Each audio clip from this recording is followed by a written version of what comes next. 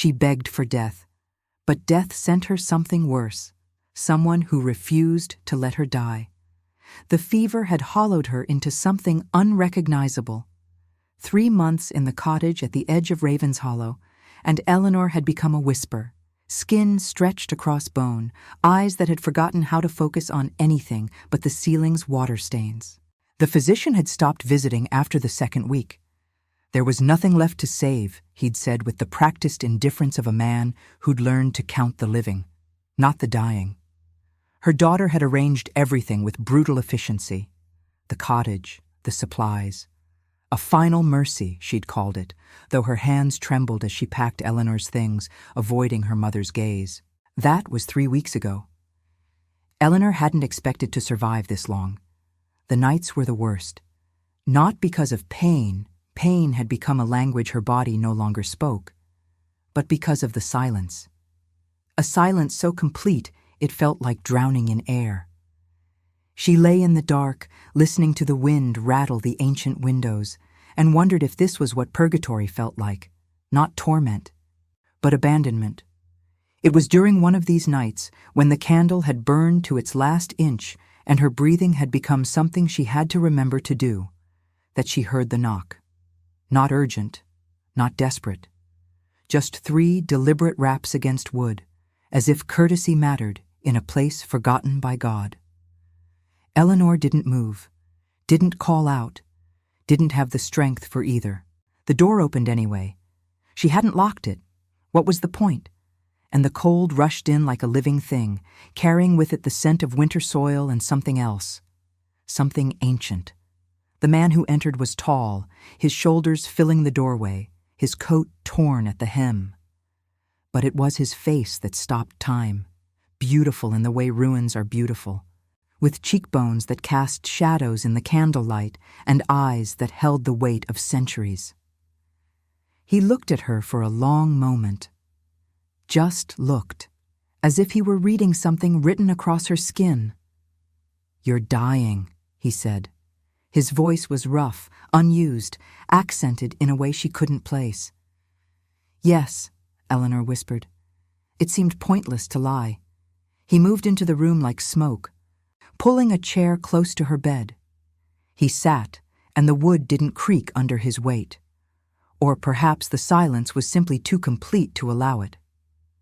Up close, she could see the faint scars along his jawline, the tremor in his hands as he reached toward her face. "Why?" she asked. "Why what? Why are you here? Why do you care?" He smiled, and it was the saddest thing she'd ever seen. "Because I've been dying for 400 years, and I've never met another soul brave enough to stop fighting." Eleanor should have been afraid. Every instinct screamed at her to scream, to run, to do something. Instead, she felt the fever ease, just slightly, as if his presence had weight enough to anchor her to something real. He took her hand. His skin was cold, not with the cold of living things, but with the cold of stone and earth and time. She should have pulled away. She didn't. "What are you?" she asked. "A choice," he said quietly. "For now, I'm just a choice." Outside, the wind carried rumors toward the village, 3 miles down the winding path. Whispers of a stranger, whispers of sorcery. By morning, the village would begin to gather, torches in hand, righteousness burning brighter than fear. But in that cottage, in that moment, there was only the sound of Eleanor's breathing steadying, and the sound of an immortal man remembering what it felt like to be needed. She squeezed his hand. He didn't let go. "If you choose eternity for love that sees your soul, like this story." His name was Gabriel. He said it as if it were a confession. They spoke through the night, the candles multiplying somehow. Eleanor would later wonder if she'd imagined that, or if the fever had already begun its mercy of distortion. He sat beside her bed, never once looking away, and told her things that couldn't be true, and yet carried the unmistakable ring of lived experience. He had been a surgeon once, in Vienna, when the city was young and faith was sharper than steel. He'd discovered the cure by accident, a transfusion from something that wasn't quite human, performed in desperation on a patient he'd loved more than his own life. The cure had worked. The curse had followed. "I couldn't die," he said, his fingers tracing the edge of her blanket with infinite care. "No matter what I did, no matter how many times I tried, death wouldn't take me. So I learned to live. I learned to watch everyone I loved turn to dust. I learned to see the world spin through its centuries like a wheel, and I was the axle, fixed and unchanging." "That sounds like hell," Eleanor said. It was. He looked at her then, really looked, and she understood that this wasn't just conversation. This was confession. Until I realized that hell was a choice I kept making. Every time I refused to help someone. Every time I walked away to spare myself the pain of another goodbye. Every time I chose the safety of isolation over the risk of being known. Eleanor's fever had broken.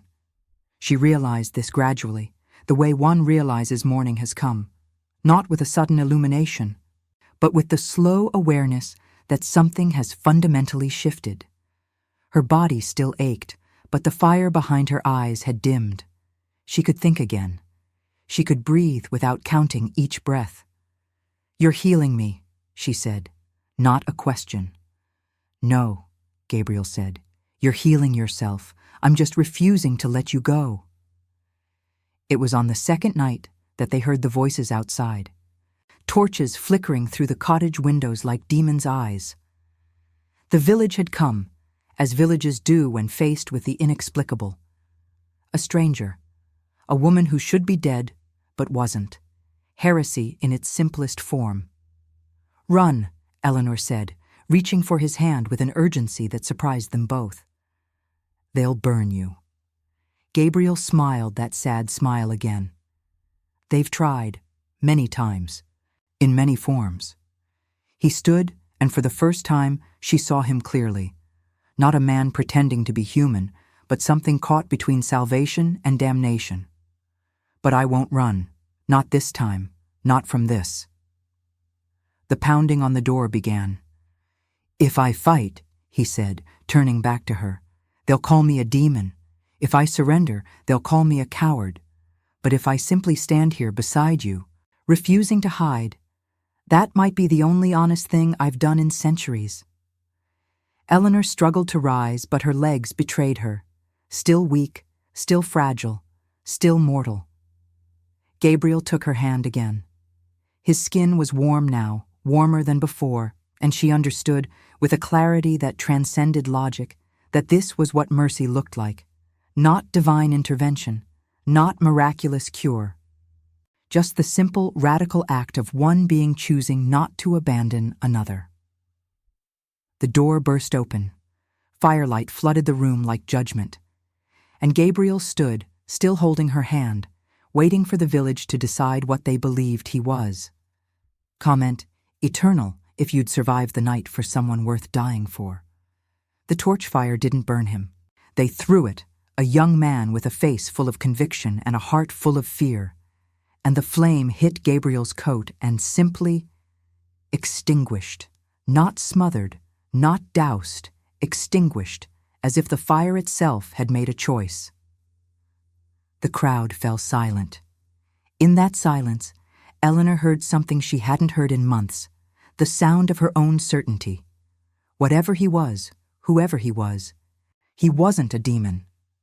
Demons didn't stand unarmed before a mob. They didn't choose vulnerability. "He came to help her," Eleanor said, her voice stronger than she expected. She'd pushed herself upright, her body screaming in protest, but the thought of them hurting him was more unbearable than any fever. "I was dying. He saved me." "He's cursed you," the physician said, "the same man who'd abandoned her 3 weeks ago. He held his cross like a shield. He's infected her with his darkness." Gabriel didn't defend himself. He simply stood there, his arm around Eleanor's shoulders. She'd stood somehow, though she swayed against him, and let them see what they needed to see. It was Eleanor's daughter, Margaret, who stepped forward from the crowd. She was trembling, her face a landscape of conflict. She'd come expecting to arrange a funeral. Instead, she found her mother alive, her mother standing, her mother looking at her with eyes that had already begun the long process of forgiving her for the abandonment. "Mother," Margaret whispered. "I'm not dying anymore," Eleanor said simply. Margaret looked at Gabriel, and he met her gaze without flinching. In that moment, something profound passed between them. Not forgiveness, but recognition. A mutual understanding that some acts of love are indistinguishable from acts of transgression. "You should come with us," Margaret said, though her voice wavered. "Leave him here." Eleanor's hand tightened on Gabriel's hand. No. The refusal hung in the air like a held breath. The mob began to murmur, the sound of certainty beginning to crack at its foundations.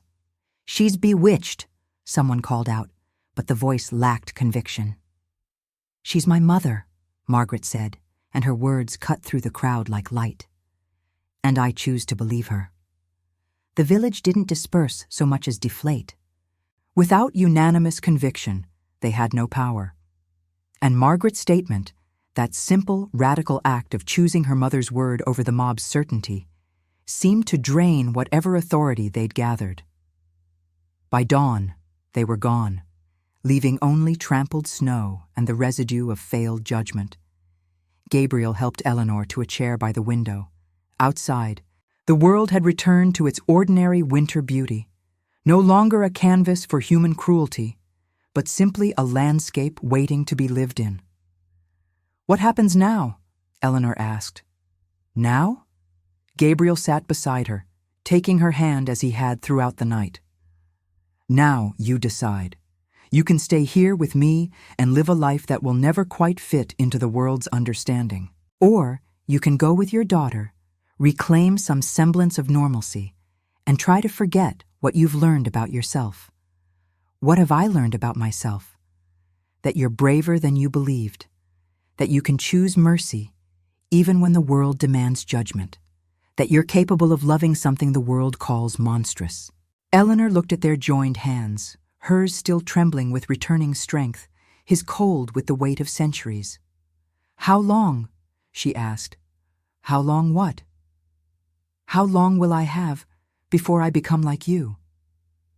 Gabriel's expression shifted, something between hope and sorrow crossing his features. "That depends on what you choose. The fever broke because you wanted to live, not just to survive, but to live. To choose something worth the living.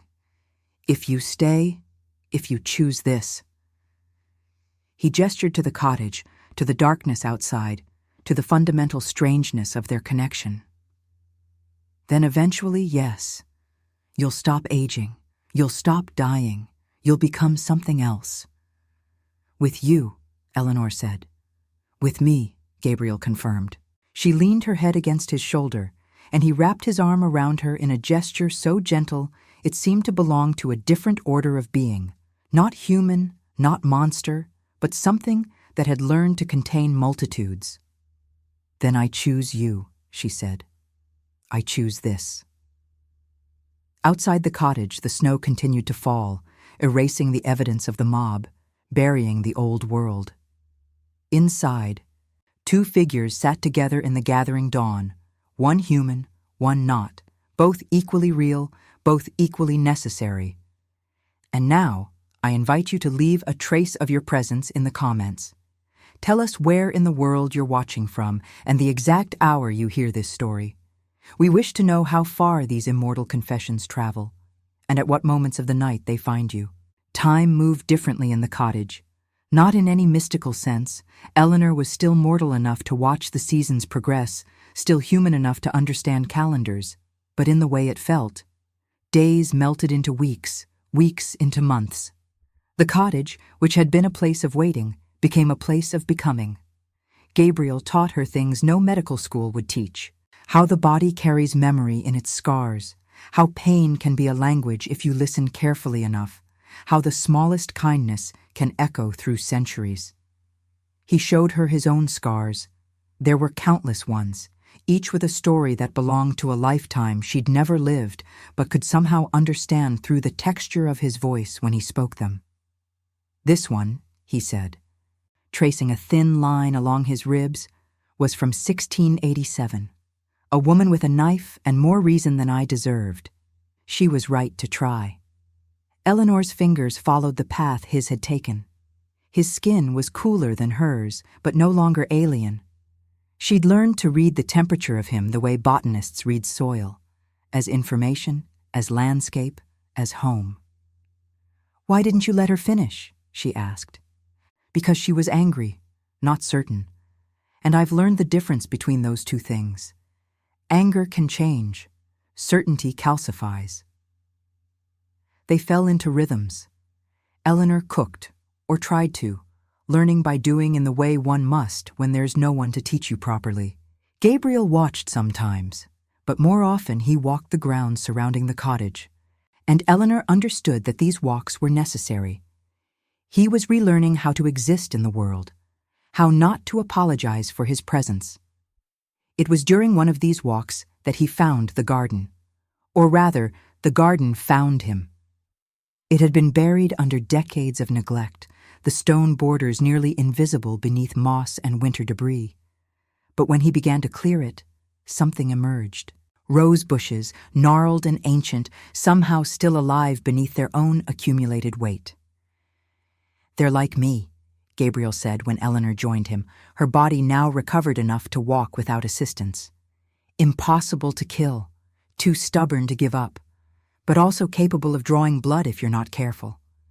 Eleanor knelt beside him, her hands already reaching for the dead wood that needed clearing. "What kind of roses were they?" "I don't know. I haven't seen them bloom in."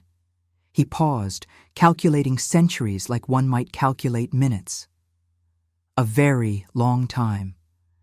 They worked together through the early spring, clearing away the dead weight, careful not to harm the living wood beneath. It was meditation and labor combined. The kind of work that allowed for silence without demanding loneliness. It was while clearing the deepest sections that Eleanor found the wedding ring, silver, heavy, inscribed on the inside with a name, Elizabeth. Forever, if God permits. She held it without speaking, understanding without being told. Gabriel watched her face as she read it. "She was real," Eleanor said, "not a question. Very real, from 1642. She was the one who gave me the curse, the transfusion that wouldn't let me die.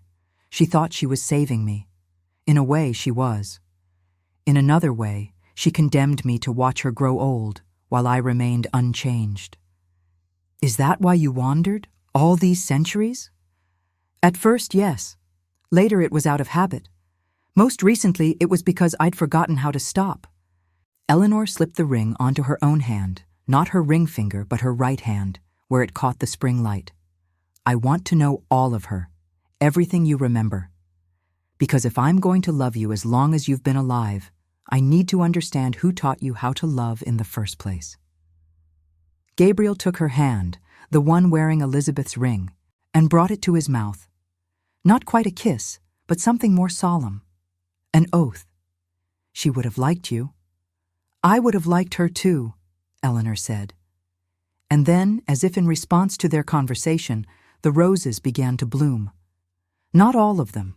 Many were too far gone into age, but enough. Red blooms, deep as wine, opening to the spring sun like they'd been waiting for permission to live again. Gabriel and Eleanor stood together in the garden, watching flowers resurrect themselves, and understood that this was what miracles looked like. Not divine intervention, but simply the patient work of showing something dead that it was allowed to bloom. If this story has already captured you, leave a like. It helps the voices of those who chose eternity reach more hearts. She came on a Tuesday, just as the evening was surrendering to night. Margaret appeared at the cottage door without warning, her carriage waiting on the path, her face bearing the particular kind of exhaustion that comes from making difficult decisions. Behind her stood a young man, pale and thin, with eyes that held the particular watchfulness of the ill. "Thomas," Eleanor said, recognizing her grandson immediately, despite the years that had passed since she'd last seen him. "You're supposed to be in London." "I was," Thomas said, "until I became aware that my mother was spreading stories about her mother's miraculous recovery. Society, I'm afraid, has become fascinated by the impossible." Margaret stepped inside, brushing snow from her cloak with movements that suggested she'd rehearsed this entrance 1,000 times. "I've told no one," she said, "but Thomas overheard servants talking. And Thomas, being Thomas, has developed what I can only call an obsessive interest in medicine and impossibilities." Gabriel emerged from the shadows of the cottage.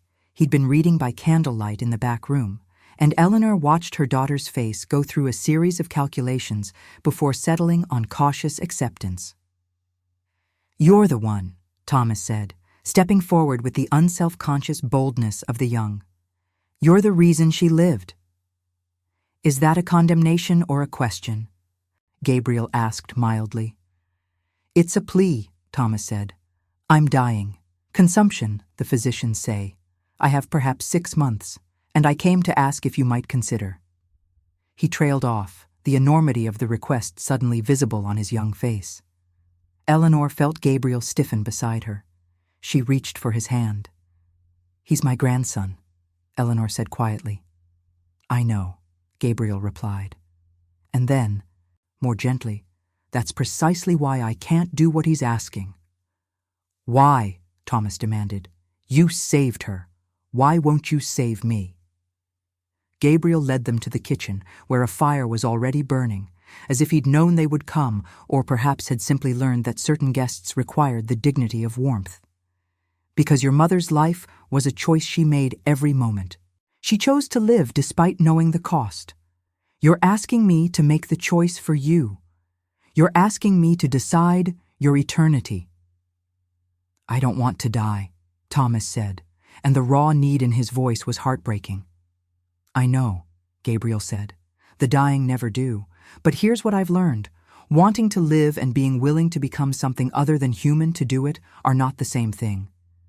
You might change your mind in a year, in a decade, in a century, and I won't put anyone through what Elizabeth went through, watching everyone else age while you remain unchanged, trapped between the living and the dead. So you'll let me die." There was anger in Thomas's voice now, the anger of the young who've always gotten what they needed and can't quite comprehend the word no. Eleanor squeezed Gabriel's hand and spoke. "I won't be letting you die, Thomas. Your mother will be there. Your physicians will do what they can. You'll face it as humans do, together, in community, in time." "But you got to avoid it," Thomas said bitterly. "I got to be saved by someone who loved me," Eleanor corrected.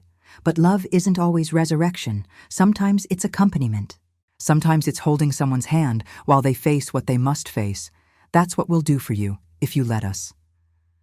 Margaret stepped forward then and took her son's hand. "Come back to the city," she said. "Let us care for you. Let us practice a different kind of mercy." Thomas looked between them all, his mother, his grandmother, the immortal man who'd refused to make him forever, and something broke in his chest. He wept, and it was the sound of someone learning, for the first time, that love sometimes means being told no. Gabriel made up a room for them. Over the next weeks, Thomas stayed, and Eleanor learned that her grandson was not a person to be fixed, but a person to be known. They talked about medicine, about philosophy, about the strange mathematics of accepting limitation. Gabriel shared texts with him, medical treatises centuries old, some handwritten in his own careful script. Slowly, imperceptibly, Thomas stopped asking to be saved and started learning how to say goodbye. When he returned to the city, his mother beside him, he carried with him something more valuable than immortality, a framework for meeting death with dignity. And Eleanor understood that this, too, was part of Gabriel's curse and his gift, the ability to teach people not that they could live forever, but that the time they had was sufficient, if they chose to make it so. Comment eternal, if you'd trade your soul for love that heals. The third winter came gently. Eleanor had begun to notice the changes months before. the way she no longer needed as much sleep, the way wounds healed before they should, the way her skin had taken on a quality of luminescence that no amount of powder could hide. She knew what it meant. Gabriel had warned her it would come. "You're changing," he said one evening, as he always did when he observed these transformations, simply, without ceremony. "Do you want to know what you're becoming?" "I already know," Eleanor said. She was looking at her hands, turning them in the firelight, watching the way they seemed to reflect light that wasn't there. "I'm becoming you." "No," Gabriel said. "You're becoming yourself, but freed from the constraints of mortality. It's not the same thing." The fever had begun again, not the fever of sickness, but the fever of transformation. It burned differently than illness burned. This was a fever with purpose, with direction, as if her body was being rewritten by forces older than medicine. "It hurts," she whispered. "I know," Gabriel said, and he took her to bed and lay beside her, fully clothed, and held her through the burning nights. He didn't try to ease it, he knew he couldn't, but he stayed present, bearing witness, refusing to look away from what she was becoming. On the 7th night of the fever, Eleanor stood before the mirror and saw someone else looking back. Her face was still hers, but refined somehow. The ordinary was gone, leaving only the essential.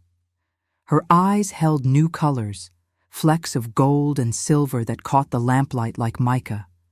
Her skin seemed to contain its own luminescence. She was beautiful in a way that transcended human convention. She was beautiful in a way that suggested something had been awakened in her that had always been waiting to emerge. "This is who you really are," Gabriel said, standing behind her. "Not who the world decided you were, not who sickness made you. This." Eleanor turned and looked at him fully for the first time since her transformation began. She could see him now in ways she couldn't before. She could see the centuries in his face like geological layers. She could see the color of his blood moving beneath his skin. She could smell the time on him, old as stone, patient as mountains. "Are you afraid?" she asked. "No," he said. "For the first time in 400 years, I'm not afraid." They walked outside into the winter night, and Eleanor discovered that her senses had expanded into territories she had no names for. She could hear the heartbeat of foxes in the distant forest. She could smell the turn of the earth beneath the snow, preparing for spring. She could feel the pull of the moon like a tide in her own blood. "What do we do now?" she asked. "Whatever you want to do," Gabriel said. "For the first time, I'm not the one with the burden of choice. You are." Eleanor took his hand, and this time they were matched, both cold, both ageless, both standing at the intersection of human and other. "I want to help people," she said. "Like I was helped. I want to refuse to hide. I want to make my choice visible." Gabriel smiled that sad smile that was becoming less sad with every year that passed. "Then we'll do that," he said. "We'll be extraordinary. We'll refuse to apologize for what we are, and maybe, eventually, people will stop calling you a monster and start understanding what you're really doing, choosing love over fear, choosing transcendence over silence." The night was full of possibility. Behind them, the cottage glowed with firelight. Before them, the world stretched out like a book waiting to be written. Eleanor stepped forward into her new life, and Gabriel walked beside her, and neither of them looked back. If this story has already captured you, leave a like. It helps the voices of those who chose eternity reach more hearts. Years passed, or was it decades? Time had become plastic, uncertain, measured now not in the turning of seasons, but in the faces of those who aged around them, while Eleanor and Gabriel remained fixed in their beautiful stasis. They moved through the world carefully. A new city every few years, a new name when the old one began to raise questions. Gabriel had been through this dance before, but Eleanor approached it with a kind of deliberate defiance. She didn't hide. She worked as a physician, despite the impossibility of her credentials. She saved people, quietly, carefully, always leaving channels through which she could never be definitively identified. It was in Prague, in 1924, that the past finally caught up to them. A man appeared at the clinic where Eleanor worked. He was old, impossibly old, with the look of someone who'd been hunting for something specific across decades and had finally found it. "I knew Elizabeth," he said without preamble. "You're Elizabeth. She sent me to find you, Gabriel, before she died." Gabriel went very still. Eleanor took his hand. "Elizabeth died in 1702, Gabriel said flatly. She would be 322 years old. "She was," the man said. "And she is, was, will be. Tenses don't work properly when you're talking about someone who lived backward through time." Eleanor felt Gabriel's fingers tighten on hers. "I don't understand." The man settled into a chair as if the weight of his words required a foundation. "Elizabeth didn't age the way you did, Gabriel. She transformed differently. She became unstuck in time. She lived her life in reverse, growing younger with each passing year until—" He paused. "Until she was nothing but potential again. The last time I saw her, she was a child, and she told me to give you a message." "What message?" Gabriel's voice was barely audible. "She said, 'Tell him I chose it all again, every moment, knowing how it would end. Tell him that suffering through eternity with someone you love is better than peace alone. Tell him to let Eleanor love him without apology.'" Eleanor watched her husband's face as he heard his lost love's words echoing across centuries. She watched him understand that even their tragedy had been a choice made freely, made again and again through every passing year. "Is she—" Gabriel couldn't finish the sentence. "She's not anywhere," the messenger said gently, "but she was everywhere, across all of time, choosing you. That's what I came to tell you. She's not in the past. She's in the structure of time itself, woven through every moment you've ever lived. She never left. She just learned how to be present in a different way." After the man left, and Eleanor sensed somehow that he too was not quite human, not quite trapped in linear time, Gabriel took her to their rooms and wept. He wept for Elizabeth, for the impossible love he'd lived through, for the centuries of believing he'd lost her. Eleanor held him, and in holding him, understood something profound about her own eternity. It would not be a punishment, but a prolonged opportunity. An extended moment in which to love the same person deeply enough to survive forever.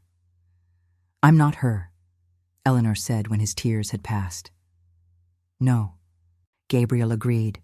"You're not. You're Eleanor. And I love you for being entirely yourself, not a replacement, not a memory, a choice." That night, they walked the streets of Prague until dawn, and Eleanor realized that Gabriel had finally begun his own transformation. Not of body, but of spirit. He was learning to stop apologizing for his existence. He was learning that his curse had been a gift all along, the gift of time enough to understand that love was the only redemption that mattered. "What happens now?" Eleanor asked as they watched the city wake. "Now," Gabriel said, "we live, without apology, without hiding. We find others like us, if we can. We build something that lasts. We make our choice so visible that eventually, the world has to stop calling it monstrous."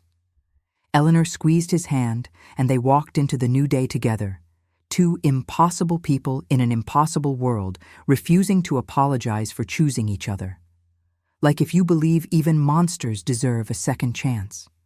70 years later, in a bookstore in Barcelona that didn't quite exist on any official map, Eleanor and Gabriel sat across from a young woman who was scared and broken and had nowhere left to go. She'd tried to die. The attempt had failed. She'd woken in the hospital confused and alive. That was 3 months ago. Since then, she'd been looking for something, though she couldn't name it. A friend had suggested she visit a certain bookstore on a certain street and mentioned that she was looking for a different kind of salvation. "What's your name?" Eleanor asked gently. "Rosa," the girl said. "My family says I'm damned." Gabriel and Eleanor exchanged a glance, one of thousands they'd exchanged over the decades, a language developed through years of perfect understanding. "Damned," Gabriel said softly, "or just facing a choice about whether you're willing to become something other than what you've always been." They told her their story, all of it. The fever, the transformation, the village with torches, the centuries of learning what it meant to love without apology. They told her about Elizabeth, about Thomas, about the countless people they'd helped over the decades by showing them that survival was its own kind of grace. When they finished, Rosa was weeping. "Is this real?" she asked. "Or am I just crazy, and this is something my broken mind is showing me?" "Does it matter?" Eleanor asked. "Either way, you're still here. Either way, you still have to choose what to do with that fact. If I stay with you," Rosa said slowly, "if I choose this path, does it hurt?" "Yes," Gabriel said, "but differently. The pain of becoming is different from the pain of ending. One leads somewhere. One stops." Rosa looked at their joined hands, Eleanor and Gabriel, still fitting together after more than 100 years, like two pieces of landscape that have learned to complement each other. "I want to stay," Rosa said. "I want to learn how to stop apologizing. I want to choose love over death." And so it began again. The fever, the transformation, the slow miracle of someone broken learning to bloom. Eleanor watched Gabriel teach Rosa what he had taught her. Not how to be a vampire, not how to become a monster, but how to accept that the world's categories are too small for what you are. How to refuse the narrative it tries to write for you. How to choose yourself, completely and without apology. On Rosa's 7th night of transformation, when she stood before the mirror and saw herself becoming luminous, Eleanor touched her shoulder. "This is the part where you decide," Eleanor said. "You can hide what you're becoming, try to pass as human. Or you can let yourself be visible. You can stand in the world exactly as you are and refuse to apologize for it." "What did you choose?" Rosa asked. "I chose visibility," Eleanor said. "And every day for 100 years, I've known it was the right choice. Not because it made everything easier, but because it meant I wasn't spending my eternity running from myself." Rosa smiled, her first real smile since arriving at the bookstore. "Then I choose that too." That night, the three of them walked through Barcelona, and Eleanor watched her husband and their newest companion move through the world with the particular grace of the transformed. They didn't hide. They didn't apologize. They simply were, blazing through the ordinary world like living declarations that the boundaries everyone accepted weren't actually boundaries at all.